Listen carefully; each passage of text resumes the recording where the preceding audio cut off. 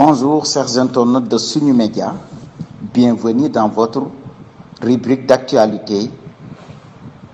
demain le 18 octobre 2020, portant sur la présidentielle de tous les dangers. Le premier tour de l'élection présidentielle guinéenne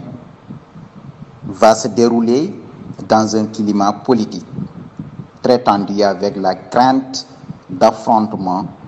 entre partisans du sortant Alpha Condé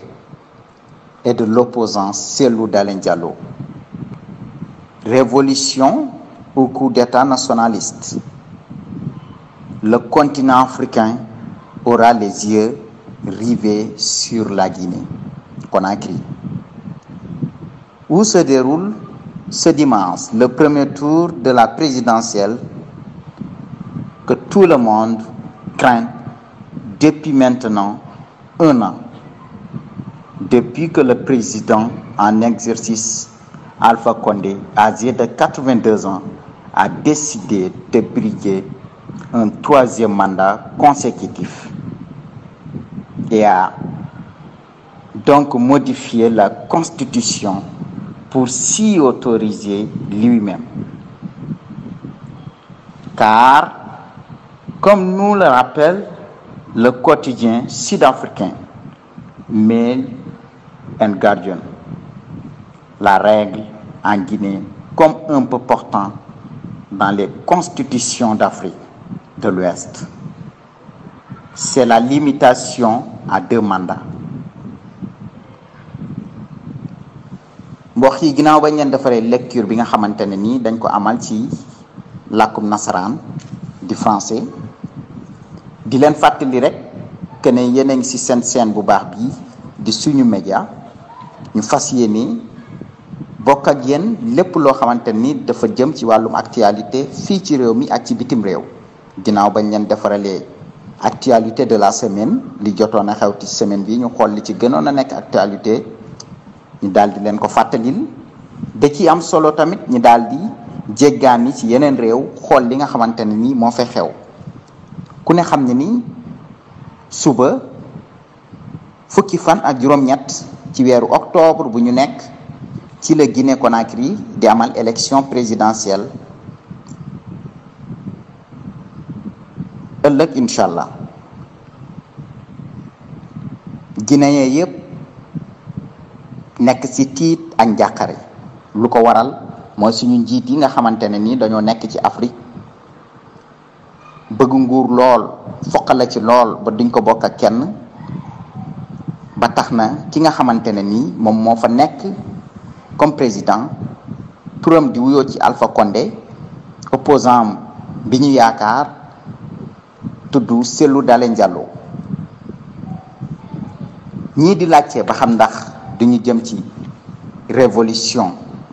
wala ñu daal di def li nga xamante ni moom moo di coup d'état nationaliste defe naa nag ku xoole ba nit ki modifier constitution bi daal di amal li nga xamante ni moom moo di 3e mandat am loolu jaratu ko kon nañ jëm ci bañu gàcce gi. continent Afrique lii la tey nag ku ci nekk rek sa xel nekk ci 3e mandat war nga gëstuwaat li xew Guinée ñëpp nañu daal di ubbi seeni gët xool bu baax a baax li nga xamante ne ni loolu moo nar a am Guinée ëllëg incha allah ndaxte ëllëg mooy élection présidentielle bu Guinée Conakry président bi di Alpha Condé ay atam bari lool mu daal di jaxase constitution bi juste rek pour am 3e mandat waaw kay mujjee na ko am de li ñuy laaj kay ba xam ndax dina falu mbaa du falu loolu nag moo ump ñëpp fu mu toll nii tànk ëllëg rombul ba ñu xool nan lay wànnentu di mujjee ak gëtam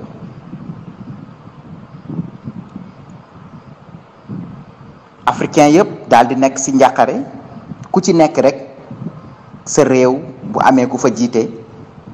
sa xel du des ci que ne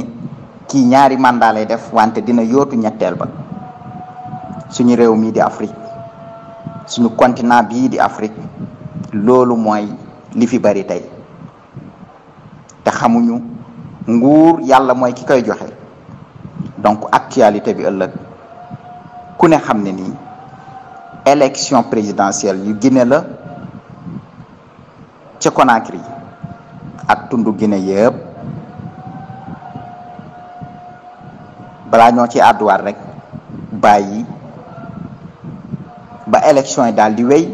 bu ko defee ñi àdduwaat ci indiwaat ci suñu gis-gis ci wàllum élection yi. di leen sant di leen gërëm di wax rek que ne Afrique moo tëddee nii may laaj lu tax Afrique de l'Ouest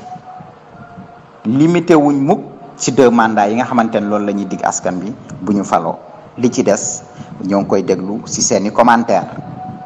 di leen sant di leen gërëm di leen jox dig daje ba seen beneen rubrique d'actualité ci réew mi mbaa ci bitim réew ma ci doon ànd ak sama caméraman Maam Seydi di ko jaajëfal bu baax a baax ci wàllu montage yi di leen sant di leen gërëm yéen aussi yéen ñi nga xamante ne nii yéen a safoo seen chaîne bii di suñu média nekk télé boo xamante ne ni ñëpp a koy bokk loolu mooy suñu slogan di leen jox dig daje ba fan ñii di ñëw jërë ngeen jëf.